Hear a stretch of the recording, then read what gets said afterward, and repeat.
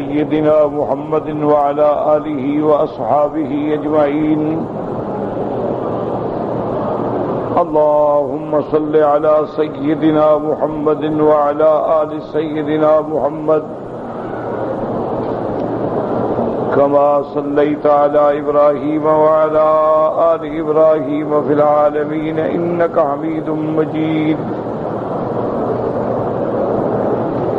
أعوذ بالله من الشيطان الرجيم. بسم الله الرحمن الرحيم. وما كان لمؤمن ولا مؤمنة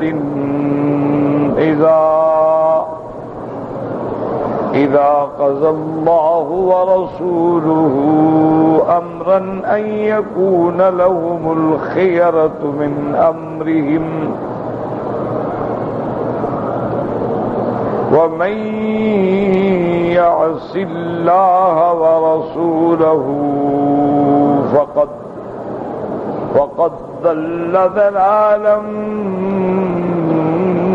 مبينا.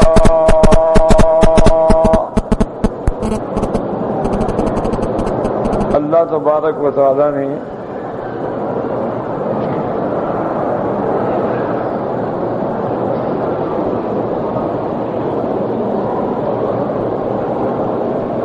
قرآن مقدس کی ان آیات مبارکہ میں جو سورۃ الاحزاب کی آیات ہیں،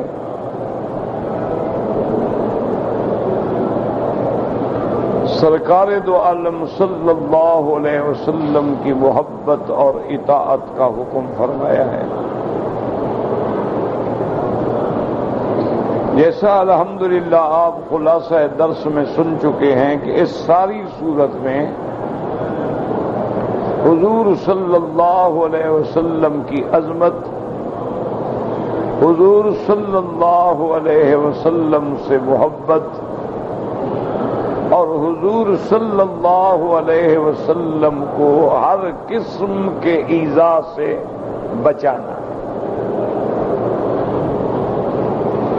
تو اب ان آیات میں بھی اللہ نے حکم دیا ہے کہ کسی مومن مرد یا عورت کو یہ حق نہیں میرے نبی کے فیصلے کے بعد اپنی رائے اختیار کرے.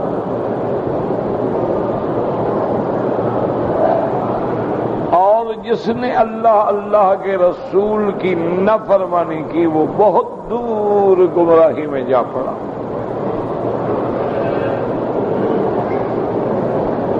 تو ہر مومن اور مومنہ کے لیے، ہر مسلمہ کے لیے یہ لازم ہے کہ اگر اللہ کا نبی کوئی فیصلہ فرما دیں، حکم فرما دیں تو بس سر تسلیم خم ہے، اس کے بعد وہ ہر حال میں اطاعت کرے. پھر اگر مگر کا کوئی مسئلہ نہیں. اس کے شان نزول کے بارے میں چند ایک واقعات علماء نے لکھے ہیں. سب سے بڑا مشہور واقعہ تو حضرت زید بن حارثہ کا ہے.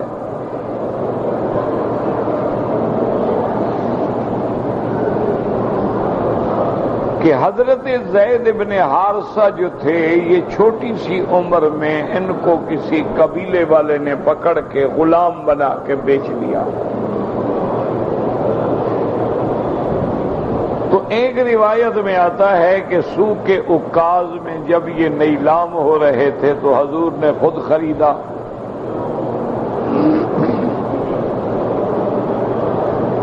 زیادہ تر روایات یہ ہیں کہ سیدہ خدیجہ الکبریٰ رضی اللہ تعالی عنہا نے اس کو خریدا اور پھر حضور کو عطا فرما دیا آزاد کر کے. اس وقت حضرت زید چھوٹے تھے. حضور صلی اللہ علیہ وسلم نے انہیں اپنا بیٹا بنا لیا اور وہ آقا کے اتنا قریب ہو گیا، اتنا خدمت گزار اور اطاعت شیار کہ حضور کا لوگ بیٹا کہنے لگ گئے کہ زید بن محمد، زید بن محمد، کہ زید جو ہے وہ تو حضرت محمد مصطفیٰ کا بیٹا.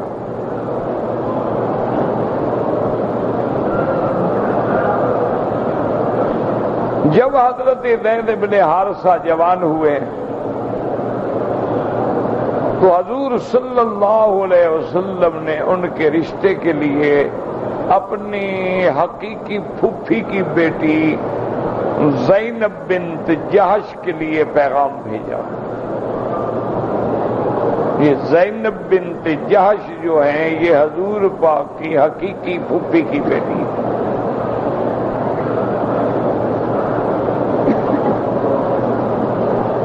جب پیغام پہنچا آپ کی خدمت میں تو بی بی زینب نے بھی اور ان کے بھائی عبداللہ ابن جہش نے انہوں نے کہا بھی حضور پاک اب ہم کیا کہیں، یعنی غلام ہمارے لیے رہ گیا تھا،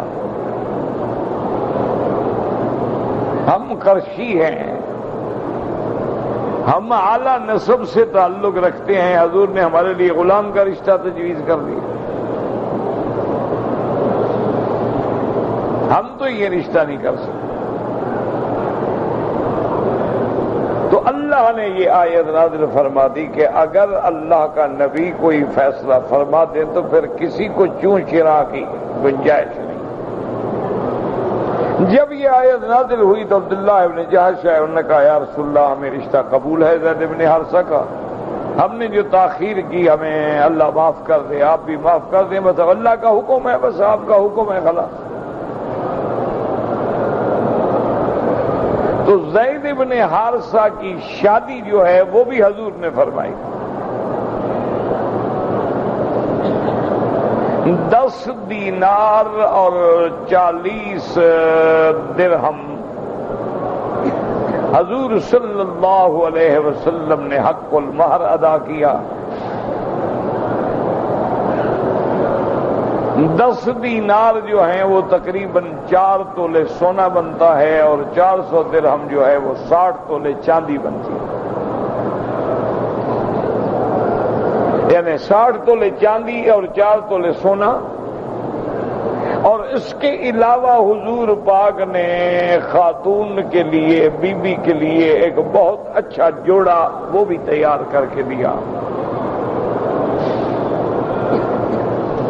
اور حضور صلی اللہ علیہ وسلم نے انہیں تقریباً 25 سیر آٹا اور 10 سیر کھجوریں بھی عطا فرمائیں۔ اس سب کچھ حضور نے اپنی طرف سے دیا، حضرت زید کے پاس کچھ نہیں۔ شادی ہو گئی، لیکن شادی کے بعد بی بی زینب کا جو رویہ تھا، جو معاملہ تھا حضرت زید سے، وہ کوئی بہتر نہیں تھا۔ وہ ہمیشہ بی بی صاحبہ کہتی ہیں بس اللہ رسول کا حکم میں نے مان لیا، ورنہ تم کہاں اور میرا خاندان کہاں۔ اسی لیے اسلام نے ایک حکم رکھا ہے کہ لڑکیوں کی شادی جو ہے کفر میں کرو، سب سے پہلے تو مسلمان ہوں دونوں، کیونکہ کافر سے اور ہماری لڑکی کا نکاح نہیں ہو سکتا، اور اس کے بعد بھی اگر لڑکی اعلیٰ خاندان سے ہے تو لڑکا بھی پھر اعلیٰ خاندان سے۔ ویسے جائز ہے، یہ کوئی بات نہیں، ورنہ حضور سے اعلیٰ کون ہے؟ تو حضور نے بھی تو اپنی بیٹیاں دی نا لوگوں کو، ٹھیک ہے وہ بھی برابر کے لوگ تھے، لیکن نبی کا کون مقابلہ کر سکتا ہے؟ حضرت علی کا بڑا مقام ہے، لیکن اب نبی کے سامنے تو پھر مقام نہیں ہے نا۔ حضرت عثمان کا بڑا مقام ہے، لیکن حضور کے شان کا برابری کیسے ہو سکتی؟ تو اس لیے، لیکن نسب بہرحال ہے، تو اس لیے اسلام یہ کہتا ہے کہ جب کسی بیٹی کا رشتہ کریں تو اولیاء الامور کو یہ لازم ہے کہ وہ کوشش کریں کہ برابر کی جگہ رشتہ، تاکہ کل کسی کے احساس سے کم تری میں مبتلا ہونے کا اندیشہ نہ ہو۔ اسی لیے شریعت حکم دیتی ہے کہ لڑکی عاقل ہے، بالغ ہے، ضروری ہے کہ اولیاء الامور جو ہیں، یعنی اس کے والدین ہیں، اس کے چچا ہیں، اس کے بھائی ہیں، وہ رشتہ کرائیں۔ اس کی مثال یوں ہوتی ہے کہ لڑکی جذبات میں آ کے دل سے سوچتی ہے، لیکن والدین جو ہیں وہ عقل سے سوچتے ہیں کہ یہ جگہ مناسب ہے نہیں ہے، لڑکا تعلیم یافتہ ہے، ملازمت کی کوئی امید ہے، کوئی کاروبار کرتا ہے، یا کل کو یہ وبال بن جائے گا۔ اور جو بچہ اپنا بوجھ نہیں اٹھا سکتا وہ اپنی بیوی کا کیسے اٹھائے گا؟ تو یہ اندھے فیصلے جو ہیں شریعت اس کی اجازت نہیں دیتی۔ جیسے ہمارے یہاں رواج ہوتے ہیں کہ بچی پیدا ہوئی اور جناب بھائی آ گیا، اچھا جی یہ تو میری بہو ہو گئی نا، یہ فیصلے بڑے غلط ہیں۔ کل کو لڑکا جوان ہو گیا، لڑکی جوان ہو گئی، دونوں ایک دوسرے کو پسند ہی نہیں کرتے، ماں باپ کہتے ہیں نہیں یہ تو بھائیوں کا فیصلہ ہے، ہر حال میں دینا ہے، تو یہ ظلم ہے، آئندہ زندگی نہیں گزر سکتی۔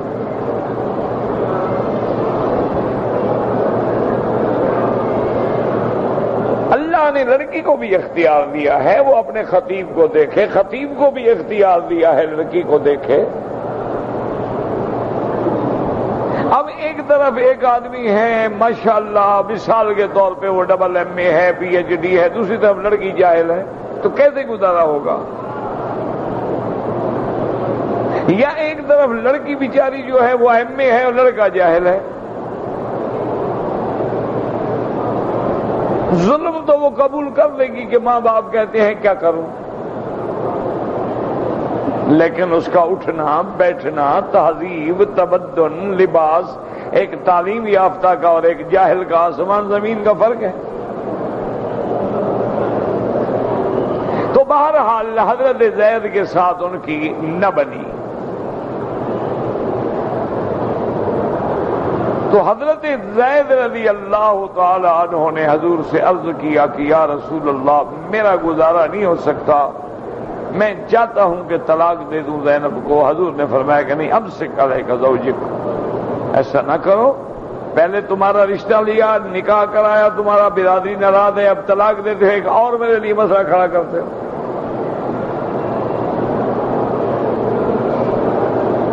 لیکن اللہ تبارک و تعالیٰ کی تقدیر کو یہی منظور تھا کہ یہ طلاق ہو اور پھر اس لڑکی کے ساتھ حضور کا رشتہ ہو، تاکہ جاہلیت کی رسم کو کاٹ دیا جائے کہ منہ بولے بیٹے کی بیوی سے نکاح نہیں ہوتا۔ منہ بولا بیٹا تو منہ بولا ہوتا ہے، کوئی حقیقی بیٹا تھوڑا ہے۔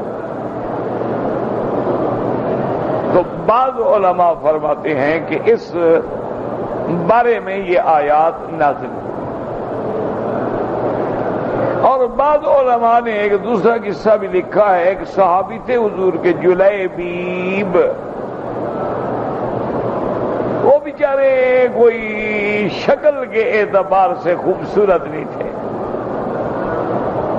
بلکہ عجیب ان کا یعنی چہرہ رنگ سیاہ اور چیچک کے داغ اور بڑا عجیب سی حالت۔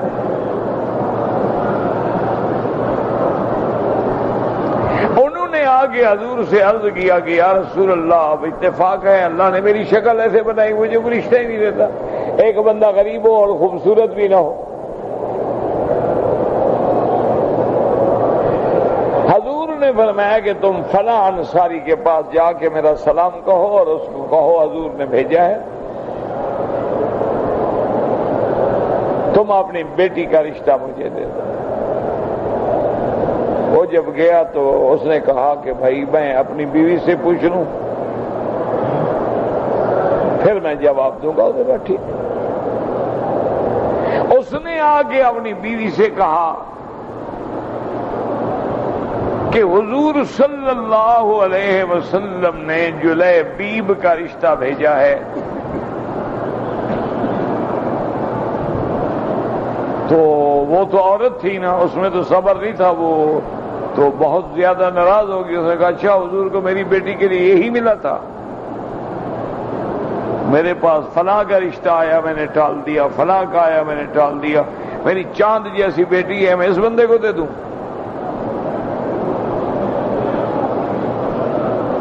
عجیب بات ہے، حضور کو اور کوئی صحابی نہیں ملا میری بیٹی کے لیے۔ بہرحال میں نہیں راضی ہوں۔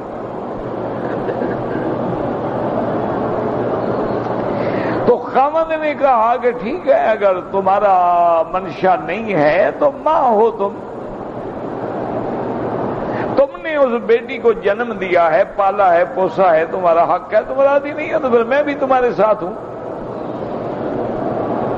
لیکن وہ بیٹی جو تھی نا ان کی، وہ بھی اندر دروازے کے کمرے کے اندر کھڑے ہوئے ماں باپ کی بات سن رہی تھی، تو اس نے اندر سے آواز دی، اس نے کہا کہ ابا جان اور اماں جان کیا کر رہے ہیں آپ؟ انہوں نے کہا بیٹی ہم تیرے بھلے کی سوچ۔ انہوں نے کہا عجیب بات ہے، تم جلیبیب کو دیکھ رہی ہو تو بھیجنے والے کو دیکھو، بھیجنے والا تو محمد مصطفیٰ ہے۔ انہوں نے کہا تمہیں قبول نہ ہو، مجھے قبول ہے رشتہ، میں محمد مدنی کا رشتہ نہیں ٹھکرا سکتی۔ اس کو حضور نے بھیجا ہے اور حضور نے حکم دیا ہے کہ جا کے کہہ دو کہ تمہیں اپنی بیٹی کا رشتہ دے دے۔ تم کیا کر رہی ہو؟ انہوں نے کہا بیٹی ہم تو تیرے لیے لڑ رہے تھے کہ اللہ نے تجھے حسن دیا، جمال دیا ہے، اور جلیبیب جو ہے وہ بیچارہ سیاہ فام ہے اور چیچک کے داغ ہیں، قبیح شکل ہے۔ انہوں نے کہا اس بات کو چھوڑو، مجھے وہ ساری کائنات سے محبوب ہے کہ وہ میرا رشتہ محمد مصطفیٰ نے کیا ہے، بس ختم ہو گئی بات۔ حضور پاک نے پھر ان کا نکاح کیا اور حضور نے دعا دی جلیبیب۔ صحابہ کہتے ہیں اتنا اچھا گھر ہم نے کسی کا نہیں دیکھا۔ اللہ نے اتنی برکت دے دی نا اس کو مال میں اور کاروبار میں کہ سارے علاقے میں سب سے بڑا گھر اسی کا تھا اور سب سے زیادہ مال انہی کے پاس۔ تو بعض علماء فرماتے ہیں کہ یہ آیت مبارک جو ہے اس حال میں ہو۔ بہرحال ایک بات کو سمجھا کریں، اللہ کے رسول کے حکم کے خلاف نہیں ہو سکتا، بات سمجھا کریں۔ ایک ہوتا ہے کہ اللہ یا اللہ کے رسول پاک کسی معاملے میں ہمیں مشورہ دیتے ہیں یا ہمیں رائے دیتے ہیں کہ بھئی تمہاری مرضی ہے، تو وہاں یہ ہم پر نص وارد نہیں ہوگی۔ جیسے کہ صحیح احادیث میں واقعہ ہے، بی بی بریرہ کا شادی ہوئی، اتفاق یہ ہے کہ ان کا شوہر بھی شکل و صورت سے اچھے نہیں تھے۔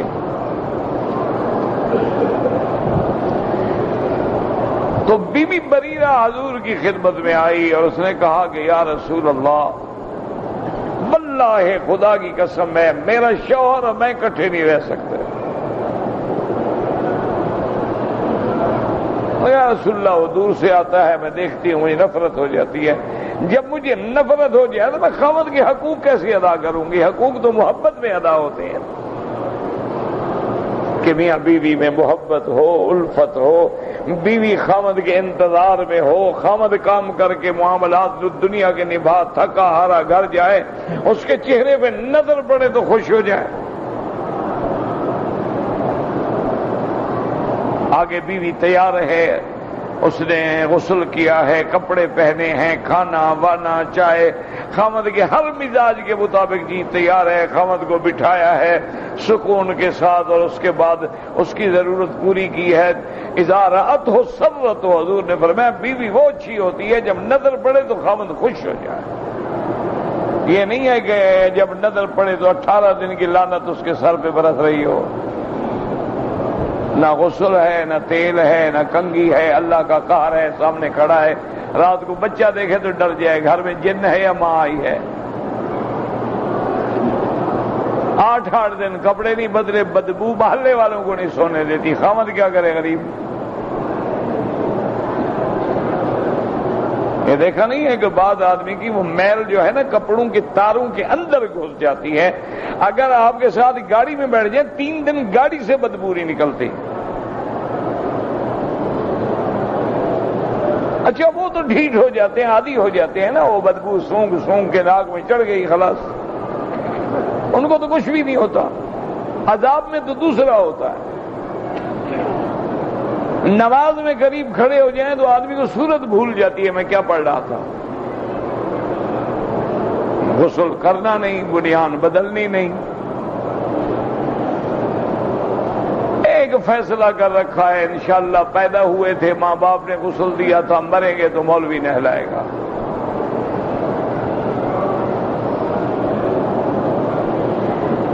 تو جب اس حال میں ہو نا، دیکھیں نا ہمیشہ اصول ہے، ایک بدو تھی، بدویہ تھی، اعرابیہ تھی، جنگل کے رہنے والے بدو کہتے ہیں، اعرابی جیسے ہم دیہاتی لوگ ہیں. یہ تو یہاں آگے ہر آدمی کہتا ہے نا کہ میرا باپ جو ہے نا ماشاءاللہ اس کے شلغم کے باغ ہوتے تھے.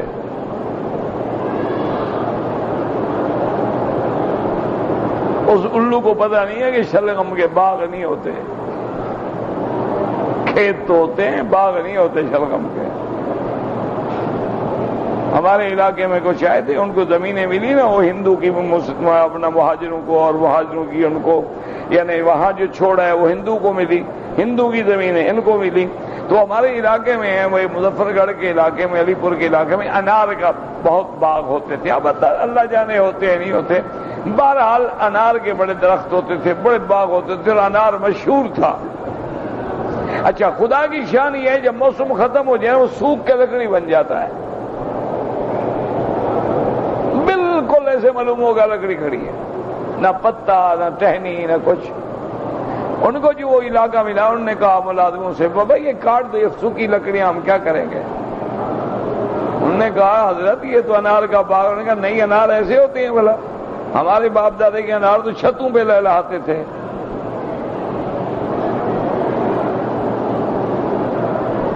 جب یہ عالم ہو میرا بھائی تو پھر گزارا نہیں ہوتا. تو اس اعرابیہ نے، اب دیکھیں وہ بدو ہے، جنگل میں رہنے والی ہے، خیمے میں زندگی گزارنے والی، جنہیں آپ خانہ بدوش کہتے ہیں.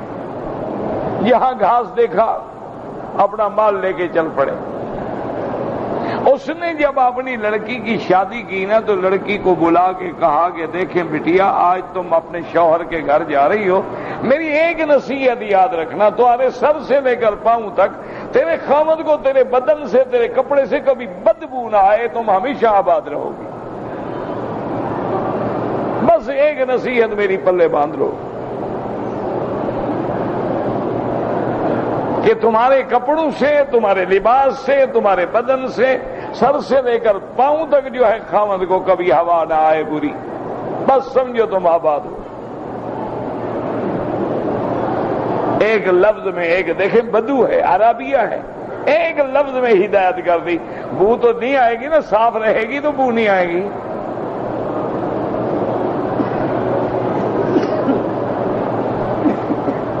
تو میں ایک دوست کے گھر گیا، اتفاق سے مجھے حمام جانے کی ضرورت ہوئی تو میں نے اس سے کہا بھائی حمام قریب ہے کوئی؟ میں نے کہا ہاں بالکل ہے. وہ خیر گیا بیچارہ، اس نے حمام میں کو دھویا شویا، یہ کیا وہ کیا، اور جلدی سے پھر ایک حضرت حمام خالی. میں اندر گیا تو سارے عورتوں کے کپڑے لٹکے ہوئے، میں تو باہر آ گیا. میں نے کہا بھائی یار اور کوئی حمام؟ حضرت حمام میں تو کوئی نہیں. میں نے کہا تیری بیوی کی جو شلواریں لٹکی ہوئی ہیں میں وہ دیکھتا رہوں اندر، تمہیں حیا نہیں آتی؟ تمہیں شرم نہیں آتی کہ تمہاری اگر وہ بیوی کا حمام ہے مجھے کیوں لے گئے وہاں؟ اور اگر حمام مشترک ہے تو تمہاری بیوی اتنی بد تہذیب ہے کہ اپنے کپڑے وہاں لٹکا دیے ہیں. مجھے کیا حق پہنچتا ہے کہ میں تیری بیوی کے کپڑے دیکھتا رہوں؟ اتنا شرم. حضرت بس کیا کریں؟ میں نے کہا نہیں بس کیا کریں، ٹھیک ہے، اور حمام نہیں ہے تو رہنے دو، یا پھر سارا اتارو کپڑے گھر لے جاؤ، مجھے پھر خالی کر دو. تو ہمارے لوگ ان چیزوں کا خیال نہیں کرتے میرا بھائی. جیسے غیر محرم عورت سے ہمیں پردہ ہے، اس کا بدن یا لباس دیکھنے کا ہمیں کیا حق ہے؟ ہمیں کیا حق حاصل ہے ہم دیکھتے رہیں؟ اب قمیض دیکھیں کہ پتلی ہے کہ موٹی ہے، شلوار لمبی ہے کہ چھوٹی ہے، ہمیں کیا حق پہنچتا ہے کسی کے کپڑوں پہ نظر ڈالنے کا؟ اس لیے ہمیشہ جو شرفاء ہوتے ہیں خواتین کا حمام الگ ہوتا ہے اور مردانہ الگ ہوتا ہے.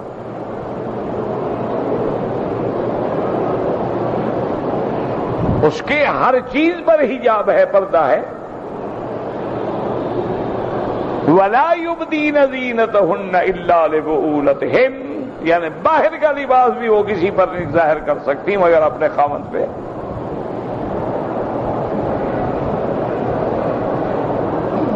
تو بہرحال بی بی بریرہ نے حضور کی خدمت میں شکایت کی کہ یا رسول اللہ میرا گزارا نہیں ہوتا۔ حضور نے فرمایا کہ بریرہ کچھ خیال کرو، دیکھا نہیں ہے مغیث بیچارہ تیرے پیچھے پھرتا رہتا ہے تیرا خاوند، تم جس گلی میں جاتی ہو بیچارہ اسی گلی میں پھرتا ہے، وہ تم سے اتنا محبت کرتا ہے، اس پہ رحم کرو، تمہارا خاوند ہے۔ انہوں نے کہا یا رسول اللہ میں رحم تو کروں، مجھے اس کی شکل سے نفرت ہے، اب اس کا کیا علاج ہے؟ اللہ نے دلوں میں نفرت ڈال دی۔ حضور نے فرمایا کہ بریرہ کچھ غور کرو، اپنے فیصلے پہ نظر ثانی کرو۔ اس نے کہا یا محمد صلی اللہ علیہ وسلم دو باتیں ہیں، یا تو آپ فرما دیں کہ یہ آپ کا حکم ہے تو پھر تو میں اسی خاوند کے ساتھ ساری زندگی گزار دوں، اور اگر آپ کا حکم نہیں ہے صرف مشورہ ہے تو یا رسول اللہ مجھے قبول نہیں۔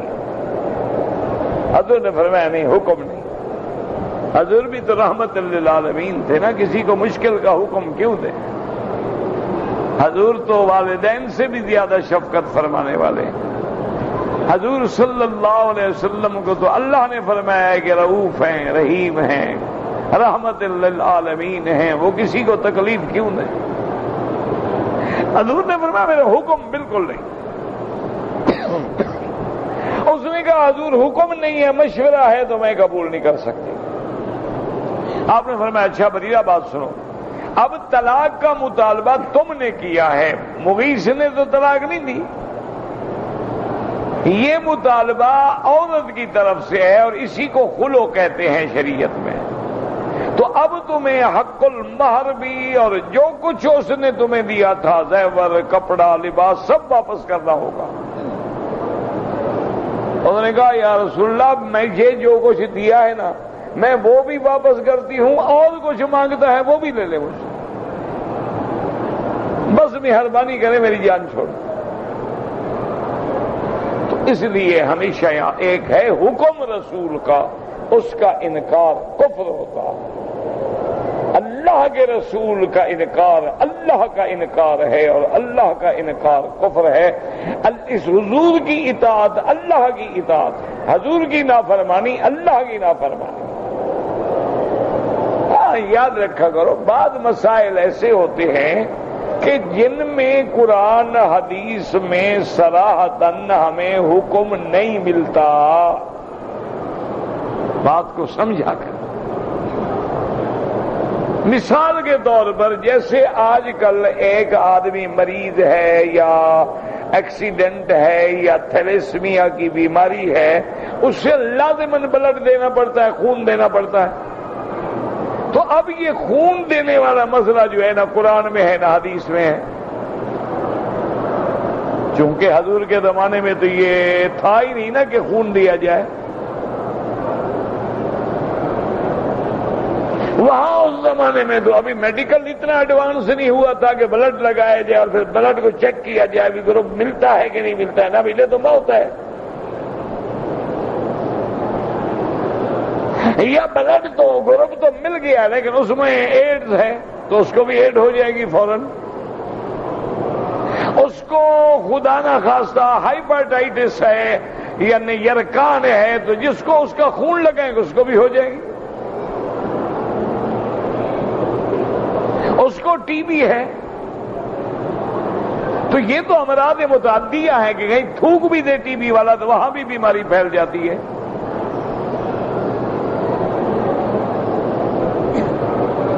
تو اس لیے اب یہ خون کا دینا جو ہے مسئلہ پیدا، اب یہ مسائل ہیں جن میں علماء اور ائمہ اجتہاد کرتے ہیں، یاد رکھو۔ یہ تو بلا وجہ ایک دوسرے کی دشمنی ہے، کہہ دیتے ہیں اور جی امام ابو حنیفہ کی بات مانتے ہیں نبی کی بات نہیں مانتے، یہ تو جاہل لوگ کہتے ہیں۔ یا جاہل کہتے ہیں یا متعصب جن کے دلوں میں حقد ہے، حسد ہے، بھرا ہوا. جیسے کہہ دیتے ہیں صحابہ حضور کے دشمن تھے، حضور کے بعد مرتد ہو گئے. جب صحابہ کو نہیں بخشا تو ائمہ کی کیا حقیقت؟ لوگوں نے اہل بیت کو بھی نہیں بخشا.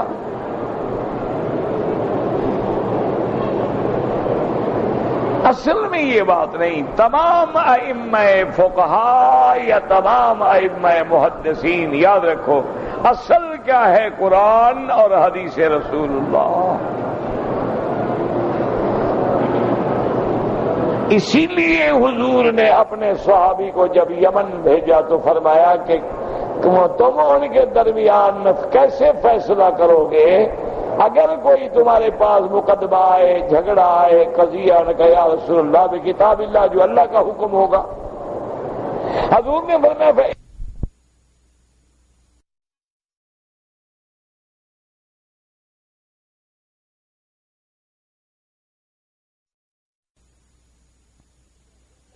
سنت رسول اللہ. حضور آپ کی حدیث سے حضور نے فرمایا فَإِن لَّمْ تَجِدْ، چلو حدیث میں بھی نہ ہو. اور نے کہا اجتہد یا رسول اللہ، پھر میں اجتہاد کروں. تو یہ مجتہدین کا کام ہے کہ مسئلہ اگر قرآن میں ہے آنکھوں پر، حدیث پہ ہے آنکھوں پر، بس ختم ہو گئی بات. وہاں تو جھگڑا ہے ہی نہیں. دیکھو نا آج تک آپ نے ابھی مغرب پڑھی الحمدللہ، کتنی رکعتیں پڑھی ہیں؟ ہاں جی. کوئی حنفی شافی کہتا ہے 4 پڑھو. یہاں کیوں جھگڑا نہیں؟ کوئی امام کہتا ہے 4 رکعت پڑھو. اگر اختلاف ہے تو آمین میں ہے نا کہ زور سے کہو یا آہستہ کہو. اگر اختلاف ہے تو رفع یدین میں ہے کہ رفع یدین کرو یا نہ کرو. اگر اختلاف ہے تو اس میں ہے کہ امام کے پیچھے فاتحہ پڑھو یا نہ پڑھو. جو چیزیں منصوص ہیں ان میں تو کوئی اختلاف نہیں.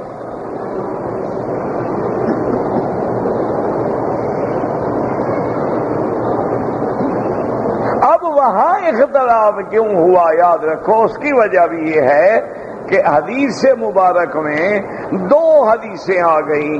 ایک حدیث فرماتی ہے کہ فاتحہ کے بغیر نماز نہیں ہوتی. اب دوسری حدیث جس میں حضور نماز سکھلا رہے ہیں، بات سمجھا کریں، یہ تو مطلق حدیث ہے نا کہ فاتحہ کے بغیر نماز نہیں ہوتی. اب حضور نماز سکھلا رہے ہیں مقتدی کو کہ تم نے کیسا پڑھنا ہے. تو حضور نے فرمایا اذا کبر فکبروا، جب امام اللہ اکبر کہے تو تم بھی اللہ اکبر کہنا. اور اذا قرأ، جب امام پڑھے فانصتوا، تم چپ رہنا. اب یہ سکھلا رہے ہیں حضور کہ مقتدی کا وظیفہ چپ رہنا ہے، پڑھنا امام کا وظیفہ. اور یہ مسلم شریف کی حدیث ہے، یہ نہیں کسی عام کتاب کی حدیث ہے. اور حضور نے فرمایا اذا رکع فرکعوا، جب رکوع کرے رکوع کرنا، جب سجدہ کرے سجدہ کرنا. جب امام سمع اللہ لمن حمدہ کہے تو تم کیا کہنا؟ نہ امام کیا کہے گا کہہ دو، کوئی حرج نہیں، ڈرو شرو نہیں، اللہ کا گھر ہے. امام جب رکوع کے لیے اٹھے گا، رکوع سے اٹھے گا کیا کہے گا؟ مقتدی کیا کہے گا؟ اچھا مقتدی بھی ساتھ پڑھے گا سمع اللہ لمن حمدہ ربنا، یا صرف ربنا؟ کیوں؟ وہ ذمہ کس کا ہے؟ امام کا ہے. ربنا لک الحمد کس کا ذمہ ہے؟ اسی طرح فاتحہ میں دیکھ لو اذا قال الامام غیر المغضوب علیہم ولا الضالین فقولوا، کہ جب امام کیا کہے تو معلوم ہوا فاتحہ پڑھنا کس کا وظیفہ ہے؟ مقتدی کے ذمہ کیا ہے؟ تو یہاں اختلاف ہوتا ہے کہ حدیثیں وضاحت کر رہی. اسی طرح رفع یدین کی عمل جو ہے وہ حضور سے ثابت ہے، لیکن کسی حدیث میں حضور نے حکم نہیں دیا. فعل تو ہے لیکن حکم نہیں ہے. ہر چیز تو حضور سکھلا رہے ہیں، جب تکبیر کہے تکبیر کرو، رکوع کرے رکوع کرو، سجدہ کرے سجدہ کرو، سلام کرو سلام پڑھے تو تم چپ رہو، ساری باتیں تو سمجھا رہے، کہ یہاں حکم نہیں دے رہے۔ دوسری بات عبداللہ ابن مسعود کی حدیث ہے، اور پتہ ہے عبداللہ ابن مسعود کون آدمی ہے؟ یہ وہ آدمی ہے کہ حضور نے جس کو شان بخشی، فرمایا رضیت لامتی ما رضی لہا ام عبد، کہ میں ہر اس مسئلے پہ راضی ہوں جس سے میرا عبداللہ ابن مسعود راضی ہے۔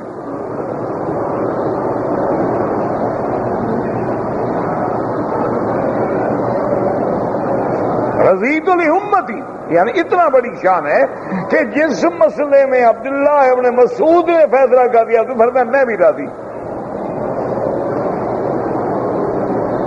اور عبداللہ ابن مسعود اتنا بڑا شان والا صحابی ہے کہ ایک صحابی نے حضرت ابی موسیٰ سے مسئلہ پوچھا، انہوں نے فرمایا جواب دیا اور کہا بھی عبداللہ بن مسعود سے بھی پوچھ لو، تو ان کی خدمت میں جب گیا تو انہوں نے اس کے الٹ مسئلہ بتلایا، واپس جب آیا تو انہوں نے کہا کہ ما دام الحبر فیکم، جب تک تم میں عبداللہ موجود ہے کسی سے مسئلہ نہ پوچھا کرو۔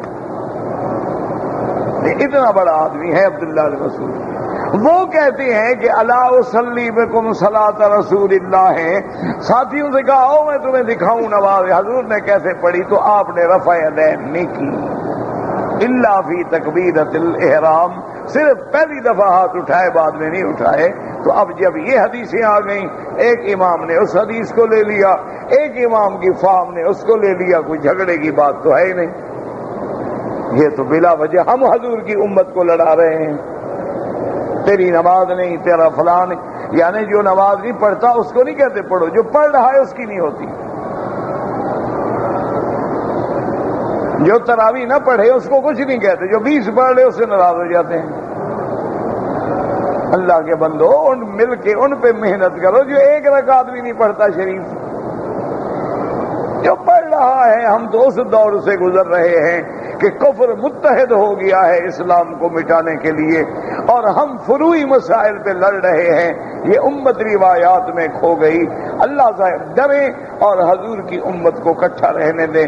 یہ فروعی مسائل ہیں، اصول میں کبھی جھگڑا نہیں ہوتا۔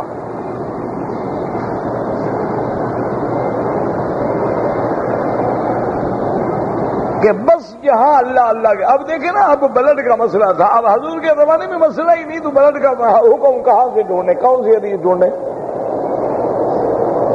اچھا گائے کا ذکر تو ہے، بھینس کا نہیں، تو اب بھینس کے لیے مسئلہ کیسے ڈھونڈے؟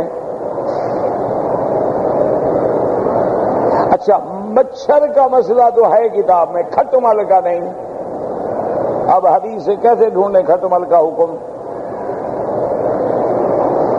وہ ایک عذاب ہوتا تھا، ہم جب پڑھتے تھے نا چارپائی کے اندر گھس جاتے تھے بدبخت۔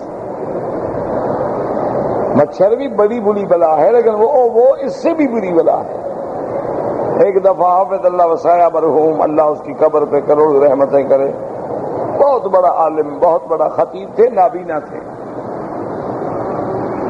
تو کبھی کبھی ہم کسی کانفرنس میں اکٹھے ہوتے تو وہ آتے ہوئے پوچھتا ان سے کہ مولوی مکی آیا ہے؟ وہ کہتے ہیں ہاں آیا ہے۔ یار بس میری چارپائی وہاں ہو جہاں مولوی مکی ہوگا۔ اور میں نے کہا حافظ صاحب میں سمجھتا ہوں تمہیں مجھ سے محبت تھوڑی ہے، تمہیں پتہ ہے مولوی مکی کے لیے تو علاقے کے ذمہ دار بھی کچھ پکا کے لے آئیں گے، اچھا کھانا ملے گا، اس لیے لے آتے ہو چارپائی، ورنہ مجھ سے کون سی محبت ہو گئی ہے تمہیں؟ میں تو تیرے شاگردوں کے برابر بھی نہیں۔ بہت بڑے عالم تھے، ہم تو ان کے جوتے بھی اٹھانے کے قابل نہیں۔ اللہ ان پہ کروڑوں رحمتیں فرمائے، وہ تو اپنے دور میں نابینا ہو کے دیوبند میں فرسٹ آئے تھے، ہم نے تو دیوبند دیکھا ہی نہیں۔ نابینا آدمی فرسٹ آیا تھا، اللہ نے ایسا حافظہ دیا تھا، ماشاءاللہ امتحان میں فرسٹ آئے۔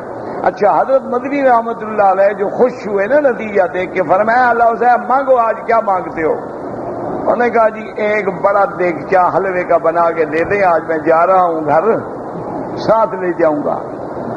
تو باقی ساتھیوں نے پکڑا، اس نے کہا بڑے بدبخت ہو تم، آج حضرت موڈ میں تھے، پتہ نہیں تمہیں کوئی چیز بتا دیتے، کوئی وظیفہ بتا دیتے، کوئی عمل بتا دیتے، بدبخت تم نے کیا مانگا؟ تو صرف کھانے کا حلوہ مانگتے رہے۔ انہوں نے کہا یہ سارا سال جو حدیث پڑھاتے رہے وہ کم ہے، کوئی اور عمل میں پوچھتا، اب مجھے وہ مہابھارت سے عمل ڈھونڈ کے دیتے، قرآن حدیث تو پڑھایا ہے ہمیں سارا سال، وہ تھوڑا ہے، باقی کھانے کی ضرورت ہی میں نے مانگ لیا، ساتھ لے جاؤں گا رستے میں، تم نہ مانگنا۔ تو عجیب آدمی تھا، اللہ اس کی قبر پہ کروڑوں رحمتیں فرمائے۔ ایسا خطیب سریکی زبان کا میں نے نہیں دیکھا۔ اردو تو خیر اتنی اچھی نہیں تھی حضرت کی، ہمارے دیہاتی تھے نا، ڈیرہ خان کے لوگ تھے ہم، بالکل پہلے زمانے میں تو ڈیرہ خان جس افسر کو سزا دینی ہوتی تھی ادھر تبدیل کر دیتے تھے، اب تو خیر ترقی ہو گئی، دیکھا تو میں بھی نہیں ترقی کے بعد، باہر کہتے ہیں ہو گئی۔ تو باہر صورت یہ ہے کہ ایک جگہ ہم تھے، رات کو اتنے مچھر تھے نا، توبہ توبہ توبہ توبہ، تو نہر کے کنارے پٹڑی پہ ہم نے چارپائیاں ڈلوا دی، سو رہے تھے، تھوڑی دیر کے بعد جناب وہ حافظ صاحب کی آواز آتی، وہ مولوی مکی، مولوی مکی، میں نے کہا کیا ہو گیا پتہ نہیں حافظ صاحب، کہتے ہیں مجھے تو مچھر نمرود سمجھ کے پکڑ رہے ہیں، تمہارا کیا حال ہے؟ میں نے کہا میرا بھی وہی حال ہے۔ کہتا ہے مجھے تو آج ایسا حملہ کریں، بدبختی انہوں نے سمجھا کہ نمرود ہمارے ہاتھ آ گیا۔ اب کوئی علاج ہے؟ میں نے کہا ہاں حضرت ایک علاج ہے کہ ہم نہر کے کنارے سوئے ہوئے ہیں، بس نہر میں آپ کو کھڑا کر دیتے ہیں، رسا آپ کی کمر میں باندھ دیتے ہیں۔ کہتا ہے نہیں تم چھوڑ دو گے مجھے، چکر دو گے۔ میں نے کہا پھر کپڑا شپڑا لپیٹ کے گزارا کرو۔ کہتا ہے گرمی ہے کیا کروں، کپڑا لپیٹوں نیند نہیں آتی، کپڑا چھوڑوں تو یہ بدبخت آتے ہیں ٹیکا لگانے کے لیے۔ تو یہ لوگ تھے، اللہ ان کی قبروں پہ رحمتیں فرمائے۔ اللہ اکبر اللہ اکبر۔ مجھے یاد ہے والد صاحب نے کہا کہ حافظ صاحب آپ تقریر میں زیادہ نعتیں پڑھتے ہیں اور شعر پڑھتے ہیں اور دوڑے پڑھتے ہیں، آج قرآن حدیث سے تقریر سنانا کہنے، تو آپ نے 3.5 گھنٹے تقریر کی، ایک آیت پڑھتے تھے اور ایک حدیث پڑھتے تھے، مجال ہے کہ کوئی دوسری بات کی۔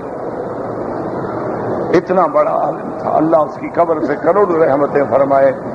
بہت موٹے تھے بیچارے، بہت سادہ تھے اللہ، لیکن بہرحال اللہ نے ان سے بڑا کام دیا، توحید پھیلائی علاقے میں، بڑا اس نے کام کیا توحید سنت کے۔ تو اللہ سے دعا کیا کرو اللہ کے بندے، لڑائی جھگڑے ختم کرو۔ اب کوئی ہے کسی جماعت پہ ہے، دین میں لگا ہوا ہے، اس کو لگنے دو، جب لگ جائے گا کوئی چھوٹی موٹی غلطی ہے تو ٹھیک کر دینا، اس کو نفرت نہ دلاؤ گے اب مسجد آتا ہوا ہی بھاگ جائے، اس کو آنے دو۔ آج ہمارا کفر کے ساتھ مقابلہ ہے اور کفر متحد ہے اور مسلمان لڑ رہا ہے۔ اس لیے اب دیکھیں، اب علماء نے اجتہاد کیا، ابھی خون دوسرے بندے کا دینا جائز ہے؟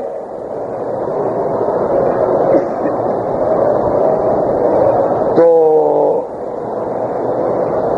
اس نے علماء اکٹھے ہوئے، انہوں نے کہا ہاں بھائی غور کرو، مسئلہ تو ہے۔ انہوں نے غور کیا، فکر کیا، انہوں نے کہا اچھا اگر ایک ماں کا دودھ نہ ہو یا ہو بھی، کوئی دوسری عورت بچے کو دودھ پلا سکتی ہے؟ انہوں نے کہا ہاں یہ تو قرآن میں ہے کہ ماں پلائے، اگر ماں نہیں پلاتی تو دوسری پلا سکتی ہے۔ تو انہوں نے کہا اگر یہ پلا سکتی ہے تو پھر خون دینا بھی جائز ہے۔ اگر کسی دوسرے کا دودھ جا سکتا ہے اندر، دودھ سے ہی تو خون بنتا ہے، پھر خون بھی جا سکتا ہے اندر۔ تو یہ اجتہاد ہوتا ہے کہ جہاں مسئلہ نہیں ہوگا قرآن و حدیث میں، قرآن و حدیث کی روشنی میں علماء اجتہاد کریں گے، اصل قرآن ہوگا، اصل حدیث رسول ہوگی، اس کی روشنی میں مسائل کا استنباط کریں گے۔ اس لیے امام شافعی رحمت اللہ علیہ صبح کی نماز میں آئے تو آپ کی آنکھیں مبارک سوجی ہوئی تھی اور سرخ تھی، تو شاگردوں نے پوچھا کہ حضرت سحر تھا، ساری رات معلوم ہوتا ہے جاگتے رہے؟ فرمایا ہاں قرآن کی ایک آیت کا خیال آ گیا تھا، الحمدللہ میں نے 300 مسئلہ استنباط کیا۔ یہ لوگ تھے، اللہ ان کی قبروں پہ کروڑوں رحمتیں۔ تو اس لیے اللہ فرماتی ہے ما کان لمؤمن ولا مؤمنۃ، کوئی مومن مرد یا عورت ان کو یہ حق نہیں اذا قضى اللہ ورسولہ امرا ان یکون لهم الخیرہ، کہ جب اللہ کا رسول حکم فرما دے پھر ان کا اس میں کوئی اختیار ہو۔ وَمَن يَعْصِ اللَّهَ وَرَسُولَهُ فَقَدْ ضَلَّ ضَلَالًا مُبِينًا، اور جس نے نافرمانی کی اللہ کے رسول کی، فقد ضل، پس وہ گمراہ ہوا اور کھلی گمراہی میں جا پڑا۔ اللہم ثبتنا علی طاعتک وعلی طاعت رسولک، اللہم ارزقنا حسن الختام۔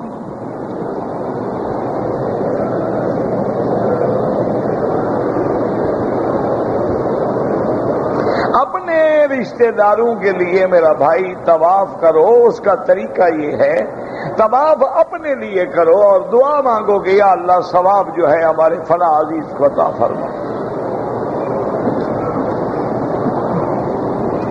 اس کی ایک آسان مثال سمجھ لو کہ حج بدل کرنا جائز ہے یا نہیں، تو اگر حج بدل کا ثواب مل سکتا ہے تو پھر عمرے کا بھی مل سکتا ہے۔ یعنی اصل کیا ہوا قرآن میں حدیث میں حج بدل، کہ حضور سے جب پوچھا گیا تو آپ نے فرمایا کہ ہاں اپنے ابا کی طرف سے حج بھی کرو عمرہ بھی کرو۔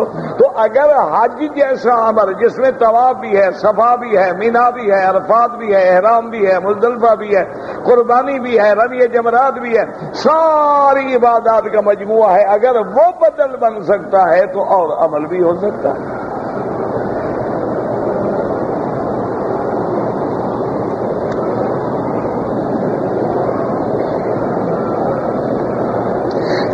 کہ طواف کر لینے کے بعد کسی آدمی نے 2 رکعت واجب الطواف پڑھی، لیکن اپنا کندھا جو تھا وہ اسی طرح ننگا رکھا۔ بہرحال غلطی ہے لیکن نماز ہو گئی۔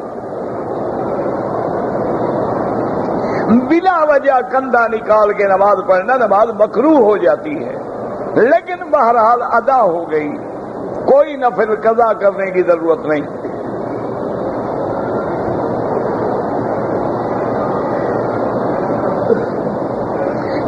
کہ مجھے پیشاب میں جلن ہے اور معلوم ہوتا ہے کہ قطرہ گر رہا ہے، جب دیکھتا ہوں تو قطرہ نہیں ہوتا، پھر وہم میں نہ پڑے بلا وجہ، اور زیادہ سے زیادہ زمزم پیو، اتنا پیو کہ ناک سے نکلنے لگ جائے، انشاءاللہ سارا مسئلے حل ہو جائیں گے۔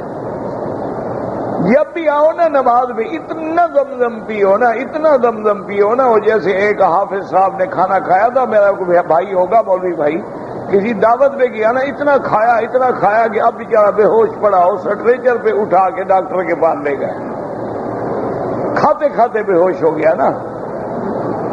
ڈاکٹر کے پاس جب لے گیا اس نے کہا یار اس کو تو بڑا نفق ہو گئی ہے، جلدی اس نے گولیاں منگوائی، اس نے کہا 2 گولیاں، انہوں نے کہا حافظ صاحب منہ کھولو 2 گولیاں کھا لو، اس نے کہا جگہ ہوتی تو کھانا نہ کھا لیتا۔ انہوں نے کہا ڈاکٹر صاحب عجیب بے وقوف ہیں، 2 گولیوں کی جگہ ہوتی میں حلوہ نہ ڈالتا۔ اب اوپر سے کوئی علاج نہیں ہو سکتا، نیچے سے کوئی حل کرو۔ تو بہرحال کہنے کا مقصد یہ کہ زمزم اتنا پیو، اور یاد رکھو حضور فرماتے ہیں منافق پیٹ بھر کے زمزم پی ہی نہیں سکتا۔ زمزم کا پینا بھی ایمان کی علامت ہے، زمزم تو جنت کے پانی سے بھی افضل ہے نا، حوض کوثر سے بھی افضل ہے۔ حضور کا سینہ جب کھولا گیا ہے، ہر چیز جبریل جنت سے لائے لیکن پانی زمزم سے بھرا ہے۔ اگر جنت کا پانی افضل ہوتا تو جبریل تھک جاتا لاتے ہوئے، ہر چیز لے آیا تھا، پانی نہیں لا سکتا تھا، اور فرشتے اللہ کے کام پہ لگے ہوئے تھے۔ معلوم ہوا کہ افضل نبی کا افضل دل جو ہے وہ افضل پانی سے دھویا جائے، تو سب سے افضل پانی زمزم ہے۔ بس تم نیت کرو، یقین کرو، تجربہ تو کرو، دیکھو کیسے ہوتا۔ زمزم کا گلاس اور 2 پنڈول کی گولیاں، نہ گولیوں پہ یقین نہ زمزم پہ یقین۔ اللہ فرماتا ہے لٹکتے رہو، نہ مرو نہ جیو، بس۔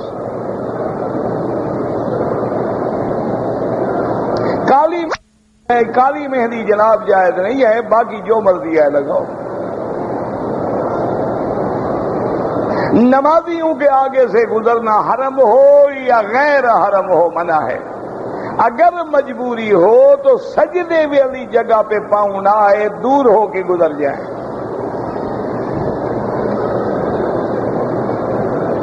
شب برات کے بارے میں قرآن پاک میں کچھ نہیں ہے، نہ حدیث مبارک میں شب برات منانے کا حکم ہے. اگر قرآن و حدیث میں اشارہ بھی ہوتا تو سب سے پہلے منانے والا ابو بکر، عمر، عثمان و علی ہوتا. یہ تو ہمارے ہاں رواج ہیں، چونکہ ہمارے مسلمان نماز تو پڑھتے نہیں اور عبادت بھی کرتے نہیں، عقیدے بھی ٹھیک ہے نہیں، تو مولویوں نے بھی پھر اپنا ایک پروگرام بنایا. یہ ان کا اقتصادی پروگرام ہے. دیکھو نا، مولویوں کو بھی تو پیٹ کا مسئلہ درپیش ہے کہ نہیں؟ تو انہوں نے پروگرام بنایا کہ بھی یہ شب برات، یہ کیا ہو گیا، یہ معراج کی رات، یہ کیا ہوا، یہ میلاد شریف، یہ 10 دن محرم شریف، یہ اس کے بعد 40واں شریف، جس دن کوئی مر جائے کل شریف، پھر 7 جمعراتیں شریف. اتنے میں انشاءاللہ محلے کا کوئی اور مر جائے گا، مولوی کے گھر تو کھانا آتا رہے گا. ہے خالص حرام. وما اہل بہ لغیر اللہ، خالص حرام ہے، بدعات ہیں، منکرات ہیں. اگر جمعراتیں ہوتی تم حلوہ پکا سکتے ہو، صحابہ کھجور تو دے سکتے تھے نا. چلو کھجوریں رکھ دیتے، اور ان کے پاس ٹھیک ہے پیسے نہیں تھے، تمہارے پاس پیسے آ گئے. تم میلاد میں جھنڈیاں اور بجلیاں جلا سکتے ہو، صحابہ کھڑے ہو کے درود تو پڑھ لیتے نا. تو یہ سارے مسائل گھڑے ہوئے ہیں، قرآن حدیث سے اس کا کوئی تعلق نہیں. مسلمان کے لیے ہر شب برات ہے، اور ہر دن جو ہے وہ اللہ کے نبی کے لیے.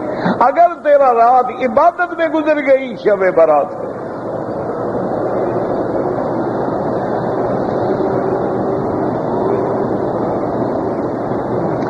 نماز فجر کے بعد 2 رکعت طواف احناف کے نزدیک سورج نکلنے کے بعد پڑھیں. عصر کے بعد طواف کریں تو مغرب کے بعد پڑھیں. باقی ائمہ کے نزدیک حرم میں گنجائش ہے، وہ بھی کہتے ہیں کہ پڑھ لو تو جائز ہے، ورنہ بعد میں پڑھو، ان کے نزدیک بھی افضل ہے.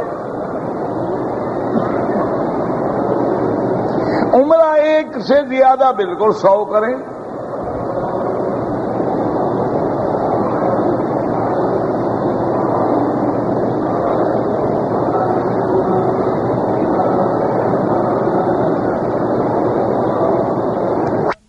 ہم میاں بیوی پاکستان سے عمرہ کرنے کے لیے آئے، کراچی سے احرام باندھ لیا، جدہ پہنچتے ہی بیوی کو حیض آ گیا.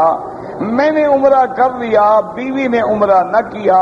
4 دن کے بعد ہم مدینہ منورہ چلے گئے، یعنی عمرہ نہیں کیا، عمرہ ادا نہیں کیا. ورنہ کام یہ تھا کہ حیض سے پاک ہو کے بیوی پہلے عمرہ کر دی. عمرہ نہیں کیا، مدینے چلے گئے. پھر بیوی کا حیض جو ہے مدینے میں ختم ہوا، وہاں بیوی نے غسل کیا. پھر ہم میاں بیوی مل بھی گئے. کیا ہم پہ دم پڑ گیا؟ ہم غریب آدمی ہیں. ہاں، غریب آدمی کو بیوی سے ملنے میں تو تکلیف نہیں ہوئی نا، اور غریب کا کام کیا ہے؟ دم جناب پڑ گئی، غریب ہو یا امیر ہو، دم بھی پڑ گئی، اور بیوی کو بھی تم نے عمرے سے محروم کیا. وہ بیچاری جب نیت کر کے آ گئی تھی، اس کا عمرہ ہو جاتا. بہرحال اب ایک دم ادا کریں، جو ہونا تھا وہ تو گزر گیا. اب مدینے سے عمرہ کیا ہے کہ نہیں کیا، یہ بھی پتہ کرو نا. مدینے سے عمرہ کر لیا، بال کٹوا لیے، ٹھیک ہے، ورنہ بیوی کا عمرہ بھی دوبارہ کراؤ مسجد عائشہ سے، اور دم بھی دو.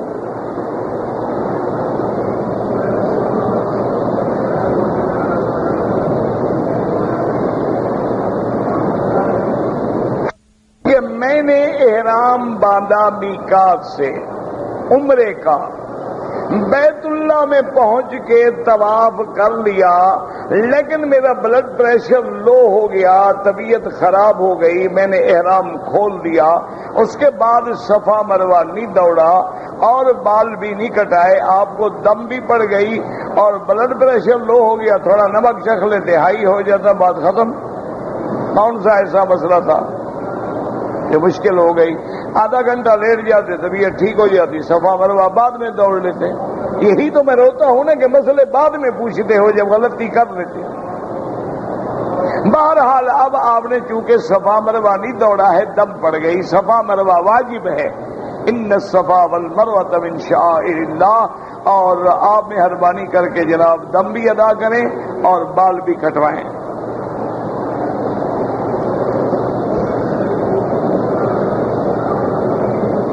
اگر کسی آدمی نے گواہوں کے سامنے 3 دفعہ طلاق لکھ کر بیوی کے لیے طلاق ہو گئی، لکھ کے کہو، زبان سے کہو، طلاق ایسی بلا ہے نا، مذاق مذاق میں بھی کہو تو ہو جاتی ہے۔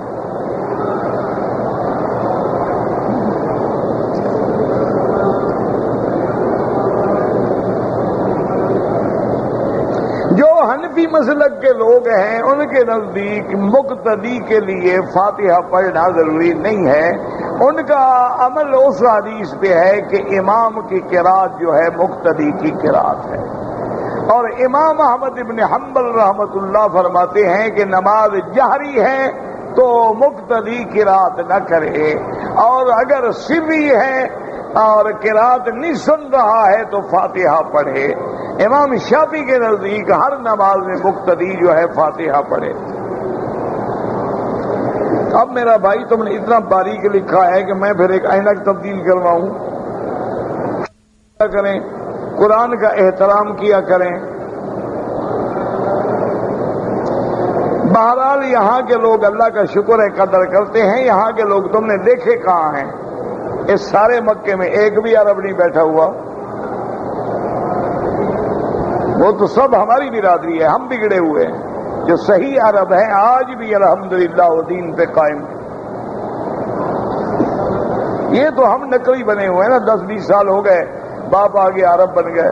ہمارے کئی لوگ ہیں وہ اردو نہیں بولتے کہ لوگوں کو شک نہ پڑ جائے گی اصلی نہیں ہے۔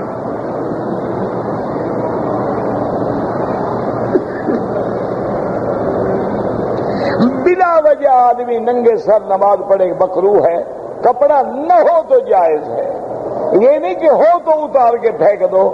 ساری زندگی حضور نے کبھی ننگے سر نماز نہیں پڑھی الا فی حالت الاحرام، آپ ہمیشہ ٹوپی اور اس کے اوپر پگڑی مبارک کے ساتھ نماز پڑھیں۔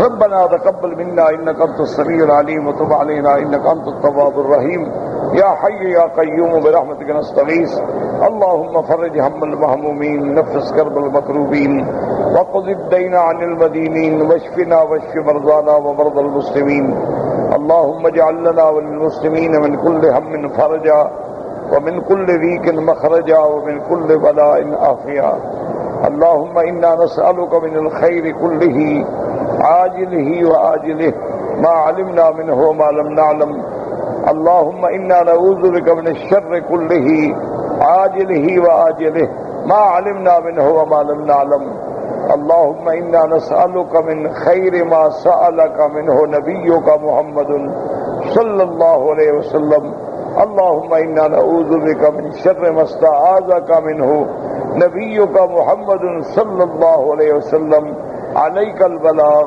وأنت المستعان ولا حول ولا قوة إلا بالله العلي العظيم سبحان ربك رب العزة عما يصفون وسلام على المرسلين والحمد لله رب العالمين صلى الله تعالى على خير خلقه سيدنا محمد وعلى آله وأصحابه أجمعين اللهم صل على سيدنا محمد وعلى آل سيدنا محمد كما صليت على إبراهيم وعلى آل إبراهيم في العالمين